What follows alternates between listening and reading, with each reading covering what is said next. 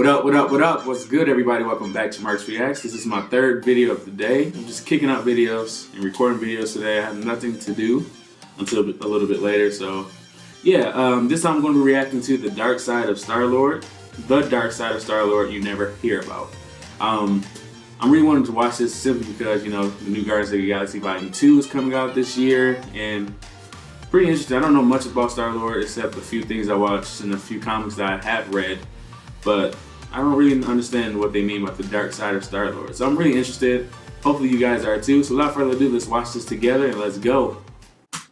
Star-Lord has quickly risen to being one of Marvel's most popular heroes thanks to his role in Guardians of the Galaxy. But just a few years ago, barely anyone, even comic book fans, knew who he was. His newer fans might be surprised to discover that he's kind of a galactic jerk, even though the Marvel Cinematic Universe made him look more like Han Solo than Boba Fett. Here's the dark side of Star-Lord you never knew about. He brainwashed the Guardians. The modern Guardians consist of some of the universe's best warriors, but also some of its most notorious loners. How did Quill convince everyone to join the team? He had another team member, Mantis, brainwash all of them to think it was a good idea. Even worse, he didn't even try asking first. He just went straight to brainwashing. Forcing people to do something they normally wouldn't do is like the textbook definition of being a villain, so good job, Star-Lord, you creep. That time, he rescued Thanos. As the big bad guy of the Marvel Universe, Thanos once killed half of all life, not just on Earth, but literally everywhere, simply because he could. He also has a crush on the female embodiment of death. Not this one, or this one, but this one. Everyone has a type. During Marvel's Thanos Imperative story, Star-Lord and Nova sacrifice themselves to help trap Thanos in another universe because that's the heroic thing to do. But while Nova makes good on the self-sacrifice, Star-Lord finds a way out and brings Thanos with him. Star-Lord's truce with Thanos brings the universe's worst villain back into action, and that just seems like another creepy villain thing to do.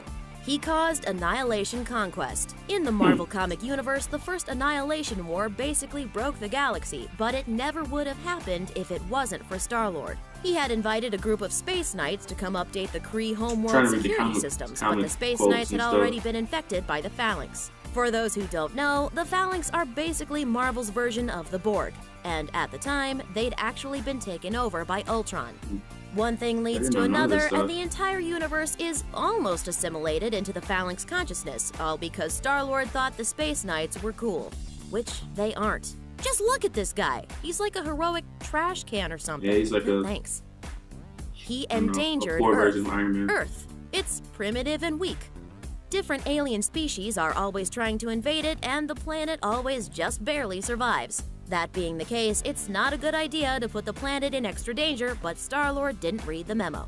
In the comics, his father, the ruler of the planet Spartax, basically puts a target on the Earth unless Peter returns to the Spartax Empire as a member of the royal family. That doesn't sound so bad, does it? But of course, in true Star-Lord fashion, he doesn't just immediately slip into a life of royal intergalactic luxury. Instead, he puts all of his friends and family in danger. To be fair, Peter's dad, Jason, isn't exactly the nicest guy. Eventually, Star-Lord helps remove his father from the throne, but then he just leaves, so it surprises him when Spartax elects him to be their next leader. Since he's the heir to the throne and also the Empire's big hero, this should have been obvious. But instead of fulfilling his duties, Quill tries to just abandon his people.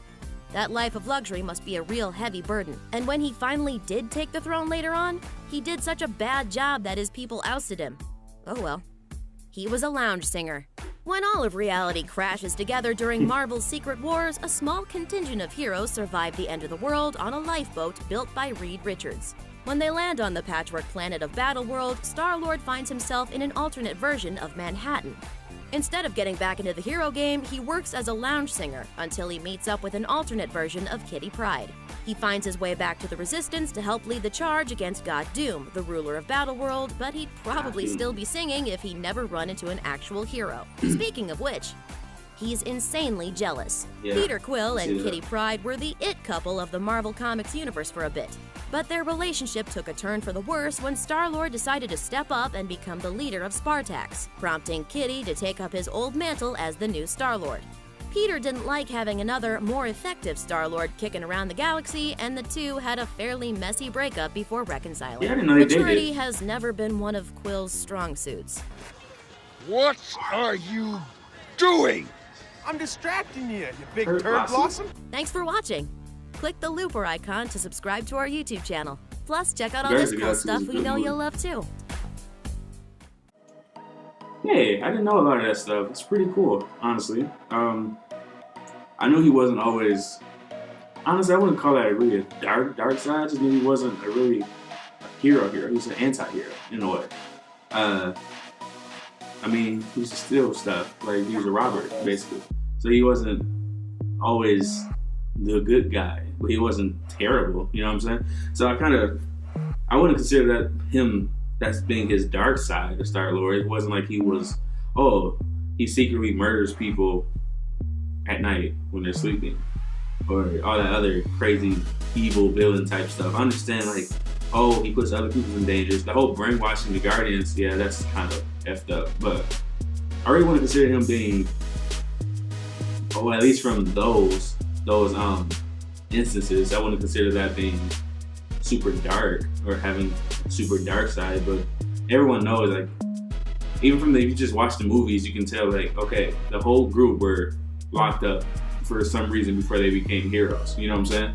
So it's kind of clear that they weren't heroes. Like, they were, I don't know. But yeah, that's interesting. Like, I didn't know him and Kitty Pryde dated. I didn't know that. Like, I didn't know anything about the Guardians of the Galaxy that much. I read a few comics and cartoons before the movie and stuff, but I wasn't a huge Guardians of the Galaxy fan. A lot of people weren't. It's not just me, but I really love watching videos like this because I really like learning more about stuff and stuff I did not know about. It's really interesting to me. So yeah. Oh, and by the way, please, I said in the other video, please comment below if you guys have any companies or anything that I can subscribe to do unboxing videos. I heard of Loot Crate, Ludaku, and some others. But I really want to do some unboxing videos on my channel. And I want some more cool stuff just for me personally. Not just for my channel, but just for me to rock and to wear and have around my apartment or my room and stuff like that. So yeah, let me know in the comment section below. If you like my video and my reaction, please comment, like, and subscribe. Let me know if you knew some of this stuff, because some of this stuff was kind of a surprise to me. Anyway, until next time, Marcus is out.